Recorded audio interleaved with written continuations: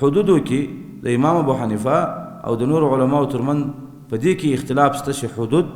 دا زواجر دي رټنې دي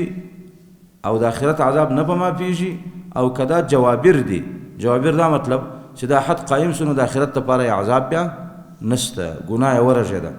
نو امام ابو حنیفه وایي زواجر دي. زواجر یعنی رټنې دي، ویرونې دي. مقصد پکې دا دی چې نور خلک وویریږي او بیا داسې ظلمونه کړي.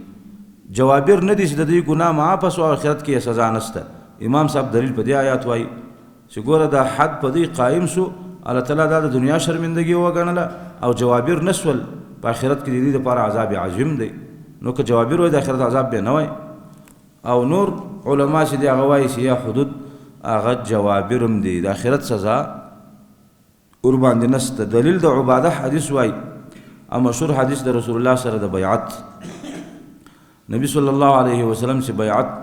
کوي د صحابه وسه، نو په ایمان باندې بیعت، په دې چې قتل به نه کوي، زنا به نه کړي. وروسته فرمایي فمن اصاب من ذلك شیئا، څوک د دې ګناهونو څه یوې ګناه ته ورسېدی فعوقب به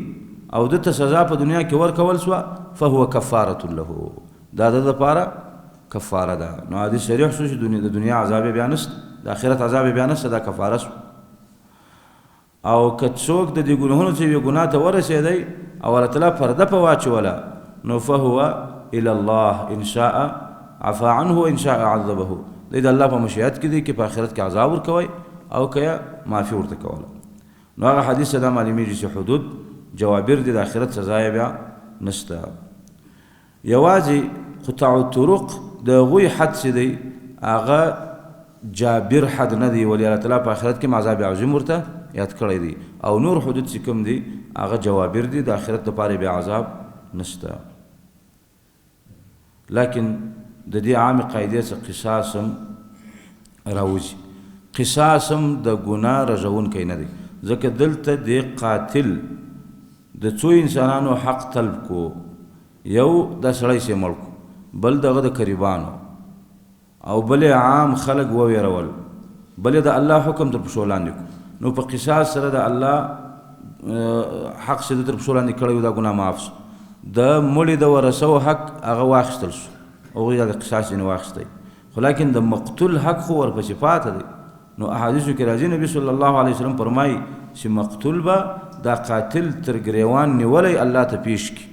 او مقتول به په وینو رنګ وي. الله ته به وایي چې ورته وایي چې په کومه ګناه کې یې زه وژلی وم. الله به ملایکو ته امر وکړي تر لاسو تر پښو به یې نیسي او جهنم ته به یې غورځوي. نو حدیث هم دا معلومیږي چې قاتل ته هم په قصاص باندې د آخرت ګناه سزا ورمعافه نه ده. یا ایها الذین آمنوا اتقوا الله وابتغوا الیه الوسیلة وجاهدوا فی سبیله لعلکم تفلحون. د صورت په دعوه کې تاسې وویل چې عقود بیانیږي، نو یو د هغو عقودو څخه دا عقد دی. مؤمنانو ته الله تعالی امر کوي په تقوا او الله ته په ځان نږدې کولو باندې. ای مؤمنانو الله څه وبېرېږئ، وابتغوا طلب کوي و الله لره الوسیلة قربت نږدېوالی، وجاهدوا فی سبیله د الله په لاره کې جهاد وکړئ لعلکم تفلحون د دې دپاره چې کامیابه شئ. دا هغه آیت دی چې اهل الزیغ مبتدعون د بدعتي او د شرکي وسیلو دپاره په دې آیت باندې استدلال کوي. وایي وابتغوا الیه الوسیله، طلب کوي الله ته وسیله. نو د وسیلې څخه د اولیاو او د انبیاو روی مراد دی. نو د اولیاو او د انبیاو په روی باندې د الله څخه سوال وکړي، وایي معنا یې دا ده. یا د وسیلې څخه مراد د اولیاو او د انبیاو ذات مراد دی. نو د اولیاو او د انبیاو ذات باندې وسیله کوي، د هغوی څه مددونه غواړئ. نو د خپل ټول شرکونه په دې آیت باندې یا د خپل ټول بدعات په دې آیت باندې ثابتول غواړي. نو که د غیر الله عبادت کوي، د قبر طواف کوي، هغه ته سجدې او رکوع کوي، د هغه په نوم باندې نظر و نیاز کوي او ورننګوي، دا ټول تر دې لاندې کوي چې دا زموږ وسیله ده، الله ته پېښوو او الله امر راته کړی وابتغوا الیه الوسیله. نو دا اهل الزیغ دی، په یو داسې لفظ پسې روان دي چې هغه متشابه دی. وسیله په دې معنا کې چې ذوات د اولیاء او د انبیاء مراد دی، یا د هغوی راننګول مراد دی، یا د هغوی په روی باندې د الله څخه غوښتنه مراد ده. په دې معنیو کې وسیله د متشابهاتو څخه ده. نو فاما الذین فی قلوبهم زیغ فیتبعون ما تشابه، کژو زړونو والا متشابه پسې ځي او محکمات پرېږدي. نو دلته لږ مختصر بیان واورئ چې د دوی په دې بدعاتو باندې رد وشي. وسیله د دې څه دلته څه مراد دی؟ په لغت کې د وسیلې معنا څه ده او په شریعت کې د وسیلې معنا څه ده او د وسیلې اقسام څه دي؟ وسیله په لغت کې واو سین لام دا اصلي حروف دي. وصله واو سین لام. نو په لغت کې ویل کېږي التوسل الى الشيء بالرغبة فيه، یو شي ته ځان رسول په مینه او محبت سره چې دغه سره ته مینه او محبت لري، په لغت کې وسیله دي ته وایي. او په شریعت کې وسیله څه ته ویل کېږي؟ مراعاة سبیل الله بالعلم والعبادة وتحري مكارم الشريعة. مراعاة سبیل الله وسیله د الله د لارې لحاظ ته وایي چې په علم او عبادت سره ته د الله د لارې لحاظ وکړې، علم په قرآن او په حدیث راوړې او د الله عبادت د دې مطابق وکړې. وتحري مكارم الشريعة او د شریعت مکارم، د شریعت د عزت حکمونه او اعمال او اخلاق په ځان کې راولې، کوشش په دې کې وکړې. دا د وسیلې اصطلاحي معنا ده. زده شو دا دواړه. نو دلته به د وسیلې څخه کومه معنا مراد وي؟ همدغه اصطلاحي معنا چې په شریعت کې کومه ده. وابتغوا طلب کې الیه الله لرا الوسیلته، د الله په لاره باندې علم راوستل او د الله په لاره باندې د الله عبادت کول، یعنی د قرآن د حدیث سره مطابق د الله عبادت کول او د شریعت مکارم په ځان کې راوستل. دا د وسیلې مطلب دی چې حاصل یې دا راځي الله ته ځان نږدې کړئ. نو الله ته ځان په څه نږدې کېږي؟ صحیح حدیث کې د صحیحین راځي چې حدیث قدسی دی. الله تعالی خپله فرمایي چې ما تقرب الی عبدی بشیء احب الی مما افترضته علیه. ما ته یو بنده په هیڅ شي دومره ښه ځان نشي را نږدې کولی لکه په هغه فرایضو چې ما ته ځان را نږدې کوي چې ما به د فرض کړي. ولا يزال عبدي يتقرب الي بالنوافل حتى احبه. پرله پسې یو بنده ما ته په نوافلو ځان را نږدې کوي تر دې چې زما محبت یې نصیب شي، زه محبت ورسره وکړم. نو د صحیحینو دا حدیث هغه څه معلومه شو چې الله ته ځان په څه نږدې کېږي؟ په فرایضو او په نوافلو باندې، په اعمالو او عباداتو ایمان او عمل باندې نږدې کېږي. نو په دې وجه ابن عباس د وسیلې تفسیر کړی دی القربه. وابتغوا الیه، الله ته طلب کوي الوسیله القربه، نږدېوالی. ابن جریر را نقل کړی دی. قتاده د وسیلې تفسیر کړی دی تقربوا الیه بطاعته والعمل بما يرضيه. الله ته ځان نږدې کړئ د الله په طاعت سره او په عمل سره، په هغه څه عمل وکړي چې الله راضي کوي. دا د وسیلې معنا ده، دا حاصل معنا ده. کومه چې شرعي معنا موږ وکړه اصطلاحي، نو دا د هغوی حاصل ابن عباس و قتاده ذکر کړی. القربه ابن عباس تفسیر کړی تقربوا الى الله بطاعته والعمل بما يرضيه. دا تفسیر چا کړی دی؟ قتاده. ابن جریر نقل کړی. نو دې ټولو څه معلومه شو چې د وسیلې څه مراد الله ته ځان نږدې کول په ایمان او په عمل صالح باندې، دا یې مراد دی.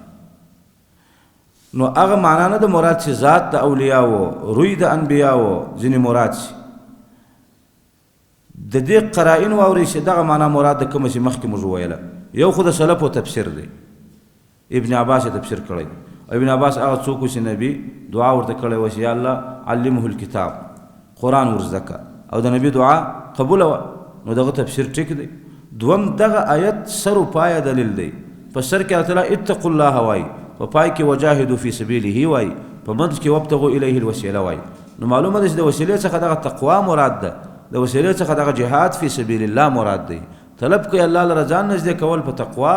او ځان نږدې کول په جهاد فی سبیله باندې. دارنګه نور آیتونه دې تفسیر دي چې ډیر دی. یو لغوی څخه د سورة الحشر آیات وما آتاکم الرسول فخذوه وما نهاکم عنه فانتهوا. رسول چې درته راوړي دي دا واخلئ، کلک عمل به وکړئ، د کوم څه چې منع کړي یاست دغه څه منع شئ. بس دا وسیله ده د رسول تابعداري، د الله او د نبي دین قبلول عمل کې راوستل، دا وسیله ده. هغه چې کومه دوی معنا را اخلي هغه د سلفو کې د هیڅ چا څخه نه در نقل چې وابتغوا طلب کوي الیه الله لره الوسیله روی د انبیاء او د اولیاء. یا ذات د هغوی یا د هغوی څه مددونه وغواړئ غیر الله را وننګوئ هېچا دا معنا راخیستې نه ده بله قرینه او دلیل د دې خبرې چې د وسیلې چې دغه معنا مراد د الله ته ځان نږدې کول که دا معنا مراد وایي چې ذات د اولیاو د انبیاو شفیع کوي نو خو اول دا امر رسول الله ته متوجه او صحابه ته نو د هغوی څخه به یوه دعا دا ثابته وایي چې د یو چا په روی د الله څخه غوښتنه کړې وایي هغوی خو به خامخا په دې عمل کولی ځکه د آیت اول هغوی ته متوجه و د نبي څخه یوه داسې دعا نه ده ثابته چې هغه دې ووایي چې د ابراهیم علیه السلام په روی باندې د موسی او عیسی په روی باندې د نوح په روی باندې د آدم علیه السلام په روی باندې نه د صحابو څخه دا ثابته ده چې د محمد رسول الله په روی باندې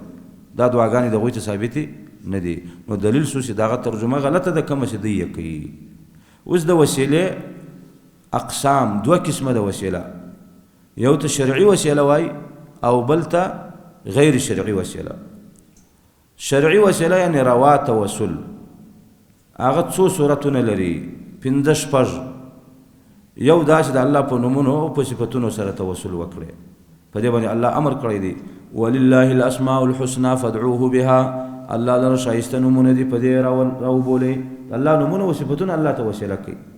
او څه دعاګانې چې قرآن کې راځي ګوره ټولې په ربنا شروع دي تاسې ته مخکې ډېرې ذکر شوې ربنا باندې شروع دي نو ګوره دا د الله په نوم توسل دی الله په نومونو او صفتونو باندې توسل دا یو شرعي وسیله دوم صورت ده دی په خپل ایمان او عمل باندې توسل وکړئ لکه دې باندې هم قرآن امر کړی دی واستعینوا بالصبر والصلاة د الله څخه مددونه وغواړئ د خپل صبر او د خپل لمونځ په ذریعه باندې یعنې خپل اعمال الله ته شفیع کړي او دارنګه دعا هم قرآن کې راښولې ده ربنا آمنا واتبعنا الرسول فاكتبنا مع الشاهدین ای زموږ ربه موږ ایمان راوړی او د رسول تابعداري مو کړې ده فاکتبنا موږ ولیکه مع الشاهدین د شاهدانو په لیست کې چې د توحید په عقیده باندې شاهدي وایي نو ګوره ربنا آمنا د الله په نوم توسل وسو رب بیا په ایمان توسل وسو آمنا بیا توسل په عمل وسو چې واتبعنا الرسول دا د نیکانو خلکو د عیسی علیه السلام د نیکانو ملګرو دعا وه چې دا توسلات یې کړي وو الله موږ ته نازله کړی و دا دوم قسم دریم قسم شرعي وسیله هغه دا ده چې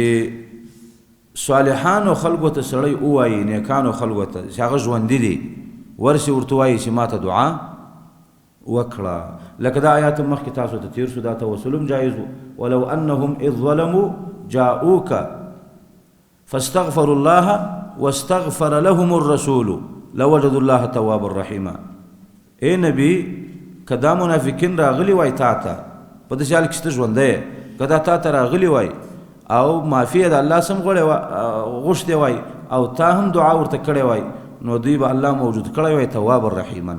نو دا دریم قسم توسل دی چې الله یې موږ ته ښیي چې ژوندي انسان ته ووایه چې هغه صالح سړی وي چې ما ته دعا وکړه او حدیث د اویس ما تاسو ته ویلی و چې عمر ته رسول الله وفرمایل صحیحینو کې راځي چې داسې د یمن په خلکو کې به یو سړی راځي اویس به یې نوم وي د قرن د مراد د پښې څه به وي د قرن د قبیلې څه به وي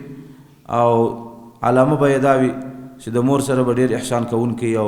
برګي پیس مرض باندې باخته هغه به جوړ سوی وي خو د درهم په اندازه ځای به لا پاتې دا که دې ولیدی عمر دعا ځینې وغواړه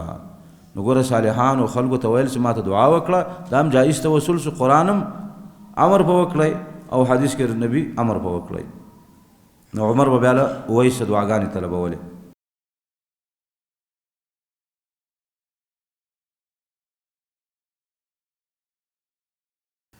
او څلورم قسم شرعي توسل هغه دا دی چې په نبي باندې درود وایه دا درود الله ته وسیله کې لکه د دعا په سر او د دعا په اخره کې درود ویل دا د دعا ادب دی او سورة الاحزاب کې الله امر کړی دی یا ایها الذین آمنوا صلوا علیه وسلموا تسلیما او نبی صلی الله علیه وسلم چې یو سړی ولید چې لمونځ یې وکړی او بیا په اخر کې دعا وی شروع کې درود یې ونه ویل نو نبی صلی الله علیه وسلم وویل چې تلوار یې وکړه او بیا یې درود وشوی چې درود وایه په رسول الله باندې او بیا دعا کوه او بعضې احادیثو د سننو کې راځي چې دا دعا د اسمانو د مځکې ترمنځ ولاړی چې کله په نبي باندې درود ورسره ملګری شي الله یې قبلوي نو دا توسل دی دا څویم قسم توسل شو پنځم قسم هغه دا دی چې په خپل عجز او احتیاج باندې الله ته توسل وکړي لکه د آدم او د حوا دعا چې الله مځکې ته راکښته کړل نو ربنا ظلمنا انفسنا وان لم تغفر لنا وترحمنا لنكونن من الخاسرین په خپل عجز و بندګۍ باندې الله ته توسل کوي الله موږ ظلم کړی دی موږ تاواني کیږو که ته موږ معاف نه کړې نوح علیه الصلاة والسلام په خپل عجز باندې الله ته توسل کوي ربي انی مغلوب فانتصر زما رب کمزوره یم نو زما انتقام واخله دام جایز توسل دی پنځم شپږم قسم توسل سی په دې باندې د بریلیانو ته او څوک چې دا بدعي توسل مني هغوی ته قناعت هم ورکولی شي چې د اولیاو د نیکانو خلکو سره دا محبت الله ته شفیع کړه داسې مه وایې چې یا الله د دوی په روی زما د حاجت راپوره کړه داسې وایې چې یا الله زما د محبت په وجه چې د دوی سره یې لرم د دې محبت په وجه زما دا حاجت راپوره کړه په دې باندې دوی ته یو قسم قناعت هم ورکېږي او دا توسل جایز دی ځکه دا محبت ستا په اعمالو کې راځي دا ستا عمل دی نو دا د شرعي توسل بعضې صور سول دوم غیر شرعي توسل غیر شرعي توسل بعضې صورتونه یې د شرک دي او بعضې صورتونه یې د بدعت دي بدعي دا دی یو چې د اولیاو د انبیاو جاه مرتبه او روی دا الله ته شفیع شي دا بدعت دی ثابت نه دی یعنی شرک نه دی چې څوک دا ووایي چې یا الله د اولیاو د دې فلان په روی باندې زما د حاجت راپوره کړه شرک نه دی ولې غوښتنه د غیر الله څه پکښې نشته غوښتنه د الله څه وسوه خو د غیر الله روی ورته شفیع شو بدعت ولې ده ځکه دعا عبادت ده او طریقه بیا هغه یې د رسول الله ته ثابته وي رسول الله فرمایي الدعاء هو العباده دعا لوی عبادت دی ترمذی کې حدیث دی نو د عبادت طریقه خو هغه یې د رسول الله ته ثابته وي په دې طریقه دعا د رسول الله ته ثابته نه ده نو دا بدعت ده نو که څوک سوال وکړي چې ولې بعضې احادیث شته چې په هغو کې دا ثابته ده لکه یو دی د بخاري حدیث پیښوي چې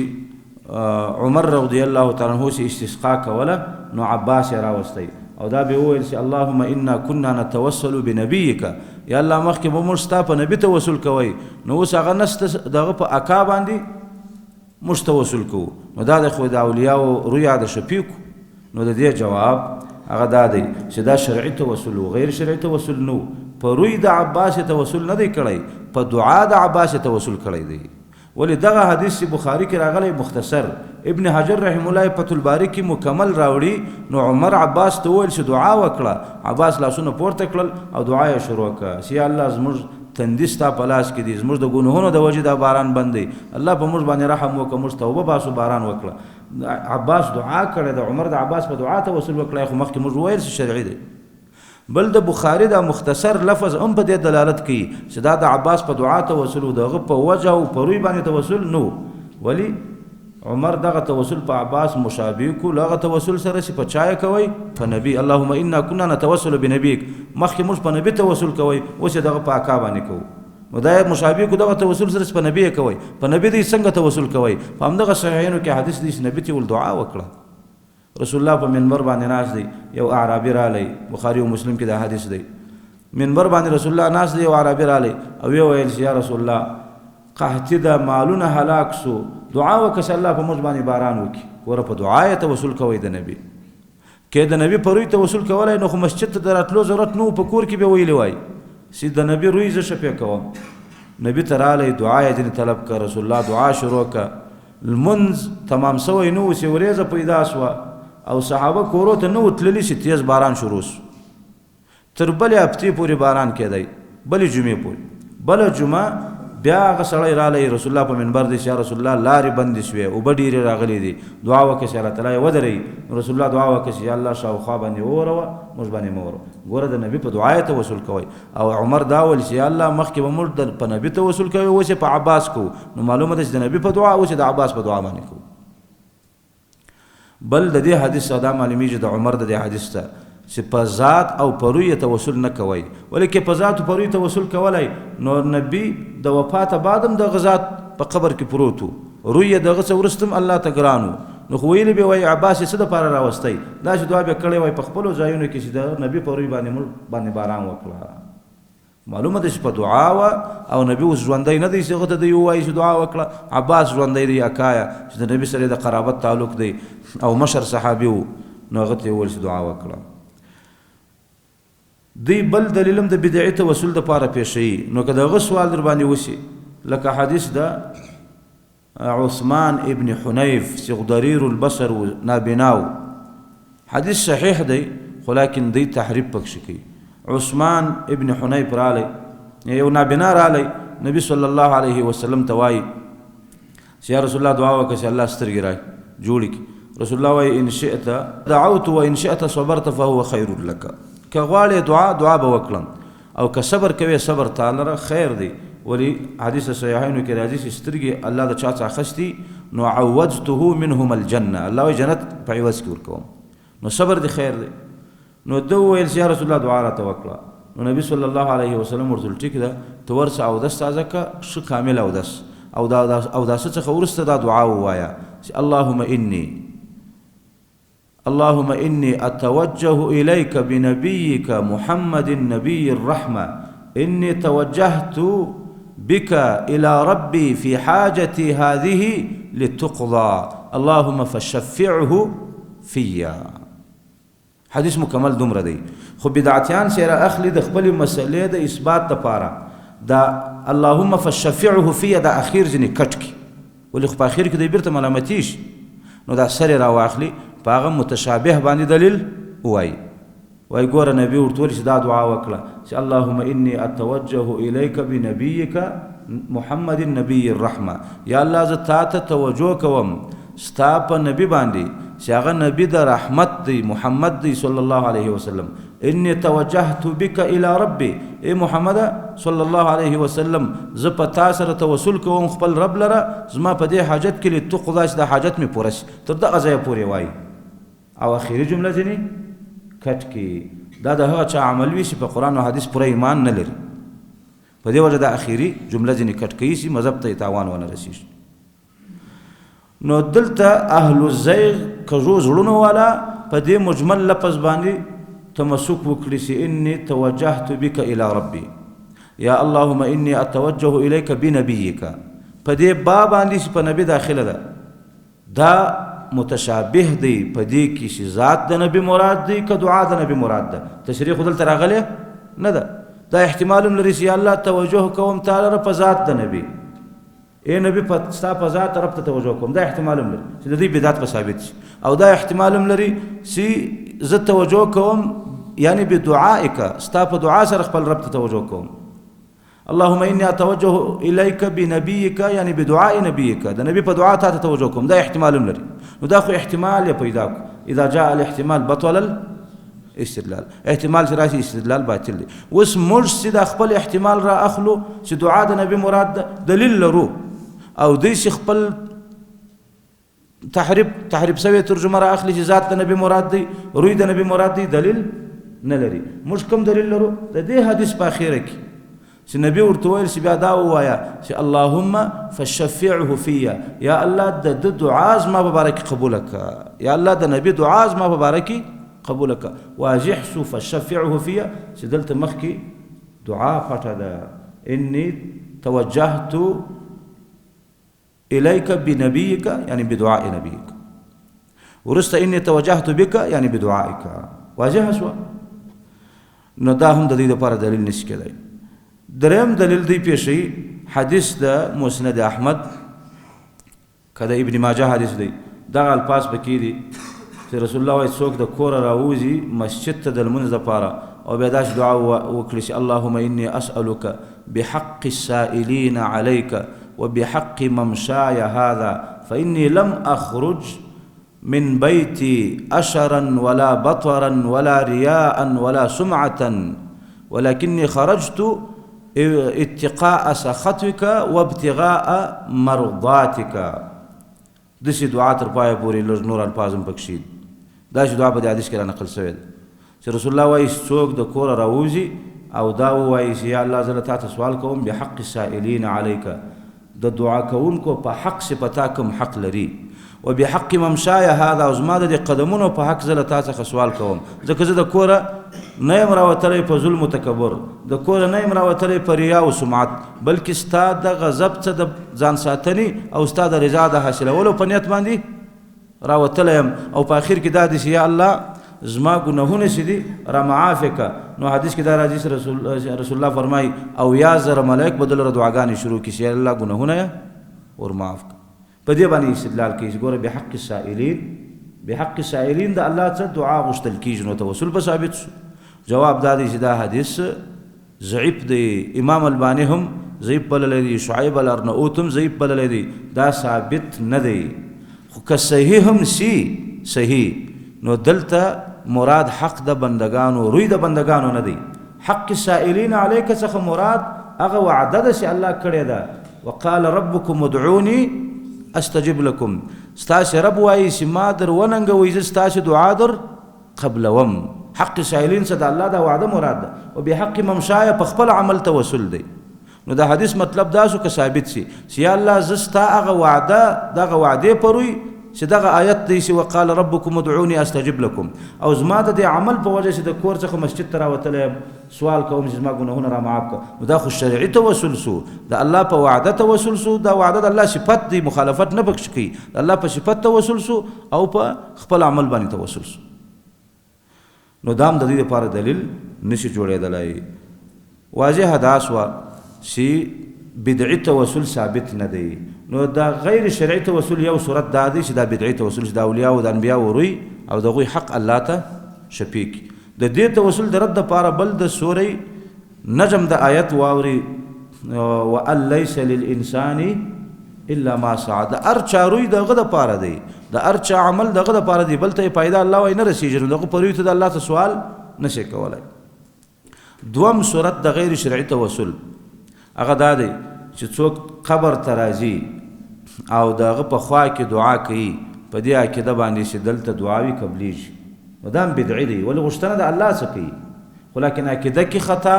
او په صورت په کیفیت د دعا کې خطا. دا چې دعا د رسول الله ته ثابته نه ده چې قبر ته دې ورشي او هلته دې په دې عقیده دعا وکړي چې دلته دعا تر بل ځای ښه قبلیږي. دا ثابته ده چې رسول الله قبرو ته ورتلی، ادیرو ته تلی، هغوی ته هم دعا کوله او ځان ته یې هم دعا کوله، خو دا مفکوره یې صحابو ته نه ده ورکړی چې تر مسجد نو دلته ښه قبلیږي. دغه دعا هم بدعي ده، د رسول الله ته په دې طریقه ثبوت نه لري.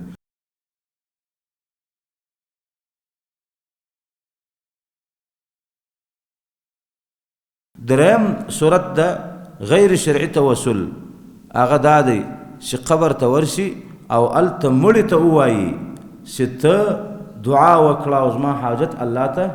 پیش کړه، نو دا هم د رسول الله ته ثبوت نه لري، ناروا توسل دی او لاره د شرک ده. ولې دا د دې عقیدې څخه دا توسل کېږي چې دی دا عقیده ولري چې مړی زما خبرې اوري او زما په حالاتو باندې خبریږي. نو په عامو حالاتو کې د مړو د خبرو اورېدل ثابت نه دی. خو شرک لا په دې نه ورته وایو چې په بعضې احادیثو کې دا راغلي دي چې په وخت د سلام کې مړي سلام اوري، الله تعالی روح ته د بدن سره تعلق ورکړي، نو د سلام جواب هم ورکوي او دا سړی هم وپېژني که په دنیا کې پېژندی، نو په مرګ بعد هم وپېژني دا فلان دی په ما باندې سلام وایي. داسې احادیث راغلي دي. شیخ الاسلام ابن تیمیه وایي سند یې صحیح دی او نور علما یې سند کمزوری بولي. نو شرک لا نه ورته وایو خو بدعت ورته وایو چې دی ورسي قبر ته او هغه ته ووایي چې زما دپاره د الله څخه سوال وکړه او ما ته دعا وکړه. شرک په دې نه دی چې غوښتنې د چا څه وکړه، د الله څخه، د مړي څه نه ده کړې. خو بدعت په دې ده چې دا طریقه د رسول الله څخه ثبوت نه لري او دا عقیده هم نسوه ورسره لازمه چې په ټولو حالاتو کې مړي اوري، ځکه په دې حال کې چې دی ورلی سلام ورته وایي او دغه غوښتنه ځینې کوي. نو په دې وخت کې خو حدیث کې بعض احادیثو کې راځي چې ځینې علما یې صحیح او ځینې یې ضعیف بولي چې مړي ته روح واپسیږي او ژوندی وپېژني او د سلام جواب هم ورکړي. څلورم صورت د غیر شرعي توسل هغه دغه شرکي دی چې دی د مړي څه قبر ته ورشي او دغه څه غوښتنه وکړي چې زما د حاجت راپوره کړه. دا شرک دی علی الاطلاق، د شک اخلاص شبهه پکې نشته. پنځم صورت دا دی چې د لیرې څخه یې راوننګوي، د لیرې څه او ورته وایي چې زما دپاره دعا وکړه په الله سره زما د حاجت راپوره کړه. دا هم شرک دی. دا ولې شرک دی؟ ځکه د لیرې څخه یې مړي ته اورېدل ثابت کو. اورېدل صفت د چا دی؟ د لیرې څخه د الله دی لقد سمع الله قول التي تجادلك عن زوجها دا الله صفت دی په عرش دی او دلته مجلس د هغه صحابیه اوري د رسول الله سره کوي عائشه وای په الله قسم زه په دې خونه کې ما د دې شته خبرې داسې سمې نس وی اورېدلې او الله د عرش د پاسه واورېدلې او آیات نازل کړي الله د خبرې واورېدې نو د لیرې سه اورول د الله صفت دی مړی دانش کوي الله صفت مړی ته ثابت کو دا شرک دی چې د لیرې ورته راځخ کې چې ماته دعا وکړه شپږم دا دی چې د لیرې څخه راننګي چې زما د حاجت را پوره کړه نو دا هم شرک دی نو په دې غیر شرعي توسل کې درې بدعي سول او درې څنګه سول شرکی ان شاء الله تفصیل تاسو ته اجازه شو دا شرکی توسلات دي نو جائز توسل هغه 15 فرض چې مخکې مو ذکر کړل هغه جائز دي هغه توسلات دلته مراد کوم جائز دي وابتغوا الیه الوسیله وجاهدوا فی سبیله لعلکم تفلحون ان الذين كفروا لو ان لهم ما في الارض جميعا بشکا کسان چې کافر شوي دي کچيري وی دی لره هغه پمځکه کې دي ټول او مثله معه او دغه په مثل باندې نور هم پمځکه کې څه پیسې سره اوس په نظر دی او څه متاع اسباب د دنیا کدا ټول د دې په قیامت کې او دغه په مثل نور مر سره شي دای به تیار وي د تلیفتدو به چې په فدیه کې ورکی من عذاب یوم القیامه د قیامت د ورځې د عذاب ما تقبل منهم ذن قبلی جبنا دا ما تقبل منهم دا د لو د پاره جواب دی لو ان لهم کچيري سدی لرا هغه چې پمځکه کې دي ټول او دغه په مثل ور سره لیفتدو به د دې د پاره د دې شي سدی په فدیه کې ورکی العذاب د دې ورځې د قیامت ما تقبل منهم ذن قبول بنشي ولهم عذاب الیم او د دې د پاره به دردناک عذاب وي صحیحینو کې حدیث دی چې قیامت کې به الله مشرک راول یجاء بالکافر یوم القیامه کافر برا وصل نو الله به ورته وایي چې کچېرې د ټول مځکه د سرو زرو ډکوي ایا دا د عذاب څخه په فدیه کې ورکوې تیار بشي او ورکوه مې ربا نو الله ورته وایي چې ما د دې څخه د اسانه شي سوال درڅه کړی و دنیا کې تا باندې ډېر اسانه و چې هغه دې منلی وایي هغه دې نه دې منلی نن په دې نه قبلیږي یریدون ان یخرجوا من النار دوی بغواړي د اور راوځي وتښتي وما هم بخارجین منها او نه به دوی راوتونکي له اوره ولهم عذاب مقیم او دوی لپاره به همیشه عذاب وي الف لام میم سجده کې د دې تفسیر دی كلما ارادوا ان يخرجوا منها اعيدوا فيها دوی به اراده وکوي د راوتلو نو ملائک به ولاړ په غاړو هغه به بیرته وروغورځي جهنم ته والسارق والسارقه فاقطعوا ايديهما غل وغلا لاسونه یې پرې کوي جزاء بما کسبا جزاء د ودی لرا په سبب د عمل چې کړی دی نکالا من الله د الله د خوا عبرتناک سزا ده والله عزیز حکیم الله غالب دی خاوند حکمت دی په دې حد ټاکلو کې د الله حکمتونه دي په دې حدود باندې اعتراضات مه کوئ غلا زنا کې ښځه مخته کوي الزانیة والزانی غلا کې نارینه مخته کوي السارق والسارقة نکته یې دا ده چې د زنا سبب هغه ښځه جوړیږي کدا حجاب وکړي پرده وکړي د پردو په مخ کې خپل زینت ښکاره نه کړي نو زنا به نشي واقع نو سبب دا جوړیږي په دې وجه دا مخته ذکري او غلا چې ده هغه د دلاورۍ څه کیږي د جهالت د دلاورۍ څه نو هغه دلاوري په نارینه کې والسارق او بل نفقه د لغاړي نو د غلا کوي نو اکثر غلاوي نارینه کوي په دې نارینه مخ کې والسارق والسارقه غلا څه ده او حدیه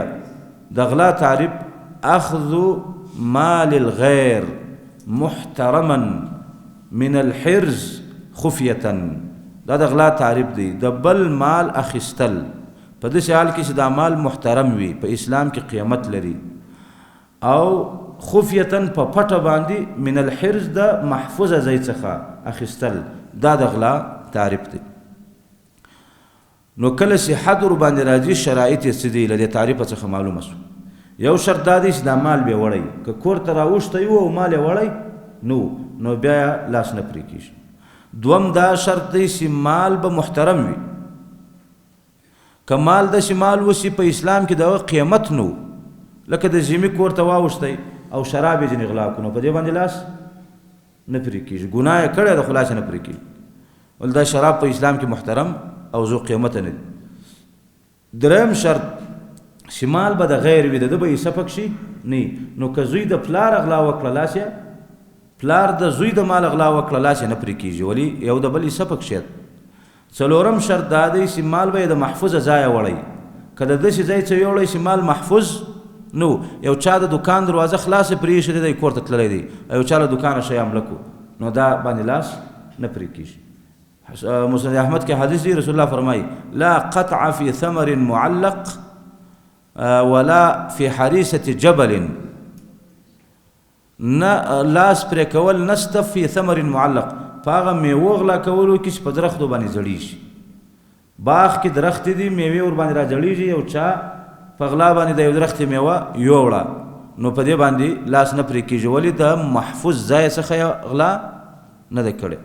ولا فی حریصة جبل حریصة جبل څه مراد هغه حیوان دی چې زی په غره کې خوراک کوي لکه دا اوښان د خلکو ایله کړي وي او په دشته باندې خوراک کوي د دشتې چا یو اوښ یوړی نو لاس یې نه په پرې کېږي ولې دا د محفوظ ځای څخه نه دي وړل شوي فاذا آواه المراح او الجرین فالقطع فيما بلغ ثمن المجن کله چې دې حیوان پناه راوړله خپل ځای د راحت لره لکه شپول ته راغلل هغه چا چې په کور کې یو ځای ورته جوړ کړی بند ځای هغې ته راغلل له هغه څخه د شپې چا وایستی نو بیا یې لاس په پرې کېږي یا جرین میوه راوړلی سوه د وچولو ځای لره محفوظ ځای لره کشمشخانه چې ورته وایي په دې کې یې وځړولې نو بیا یې له دې ځای څخه غلا کې بیا یې لاس ورباندې پرې کېږي کې د کشمشخانې دروازې ته کلب اچولی و محفوظه کړی وه نو بیا یې لاس پرې کېږي او په څومره کې به لاس پرې کېږي دا بل شرط دی د غلا د لاس د پرې کولو چې دا به رسېدلی وي فيما بلغ ثمن المجن د یو ترس ډال و پیسو ته به دا قیمت رسیږي هغه څومره دي ربع الدینار د دینار څلورمه یعنی 3 درهمه صحیحینو کې حدیث دی نبی صلی الله علیه وسلم فرمایي تقطع ید السارق فی ربع دینار د غله لاس پرې کېږي چې دومره مال غلا کېږي د دینار څلورمه کېږي دینار 12 درهمه و هغه ټیم کې څلورمه یې 3 راځي او د مسلم په حدیث کې لا تقطع ید السارق الا فی ربع دینار کلمات د حصر ویل شوي دي نه پرې کېږي لاس د غله مګر په څه کې پرې کېږي فی ربع دینار په څلورمه د دینار کې په 3 درهمه کې په دې کې د علماو اختلاف دی احناف علما 10 درهمه وایي د غلا سوي مال قیمت به 10 درهمه کېږي بیا لاس پرې کېږي که تر دې کم و لاس نه پرې کېږي احادیث په دې کې په استدلال کې پېښوي هغه ټول صحیح نه دي ضعیف او موضوعي دي او اهل ظواهر وایي که کم و که ډېر و هر څومره قیمت چې و لاس پرې کېږي ولې د صحیحانو یو حدیث دلیل پېښوي چې رسول الله لعنت ویلی دی لعن الله السارق الله دې په غله باندې لعنت وکړي یسرق البیزه هګۍ غلا کړي او لاس یې پرې شي نو هګۍ خو ډېر کم شی دی 3 درهمه نه نیم درهم هم نه کېږي نو اهل ظواهر دې حدیث باندې استدلال کوي که د غلا سوي مال قیمت هر څومره وي لاس ورباندې پرې کېږي لیکن دا مذهب هم قوي نه دی ولې دلته بیزه نه ده معلومه چې هګۍ مراد ده او که خول مراد دی د فوجي خول هغه ته هم بیزه ویل کېږي او هغه خو بیا ډېر شی کېږي نو دې لپاره چې د نورو احادیثو سره تطبیق راشي د بیزه سره دلته هګۍ نه ده مراد هغه فوجي خول ځینې مراد راجح قول دا دریم دی چې د جمهور علماو د محدثینو قول دی چې د غلا سوي مال قیمت به 3 درهمه ته رسېدلی دلایل هغه احادیث دي چې مخکې موږ د صحیحینو وویل نو دا شرایط دي یو شرط دا شو بل شرط اخري شرط هغه دا دی چې په خفیه په پټه به وړی که په ښکاره وړی نو هغه قطاع طرق دي مخکې یې سزاګانې ذکر شوې نو په پټه به د عمل وړی دا شرطونه شو اول شرط چې مال به د وړی وي خالی را اوشته به نه یې کړي چې کور ته راوشته یو مال یې نه وړی مال به وړی وي اخذ د مال به کړی دوم شرط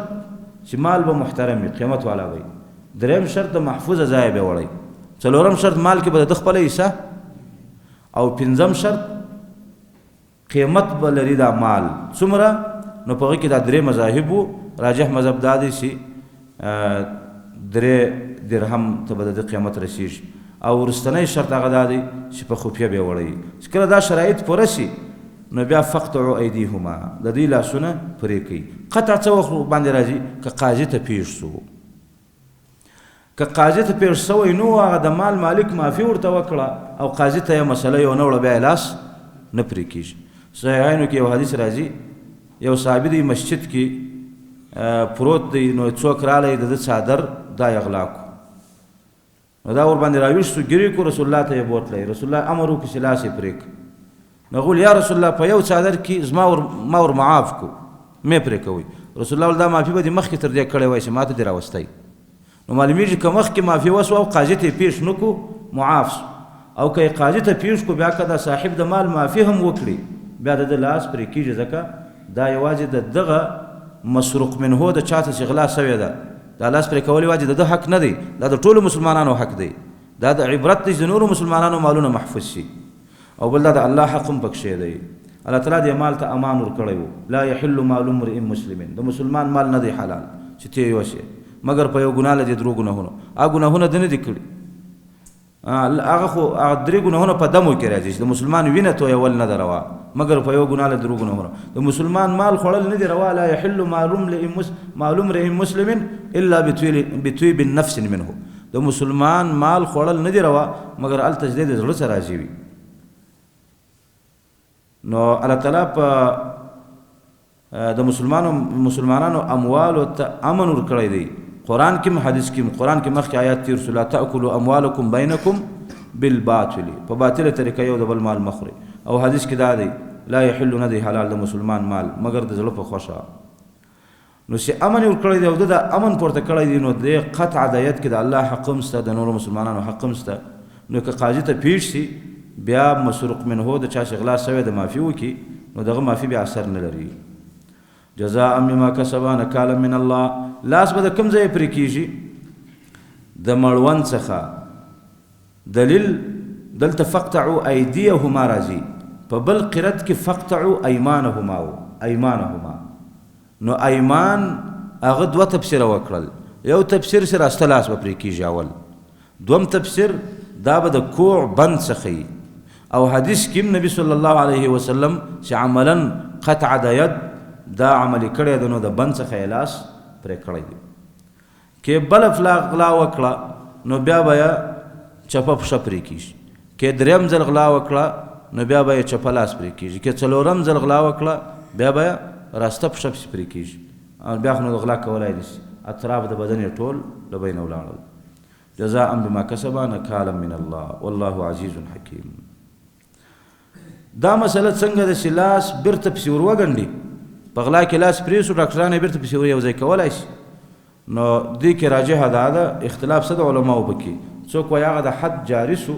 نافظ سو نو بیرته ګنډلو کې مسله نشته لیکن راجحه دا ده چې یا دا به بیرته نه ور پیوسته کوي ځکه بیا د حد حکمت له بینه ځي د حد حکمت دا دی چې دی په دې ګوډ لاس ګرځي همیشه او نور خلک له دې څه پند او عبرت واخلي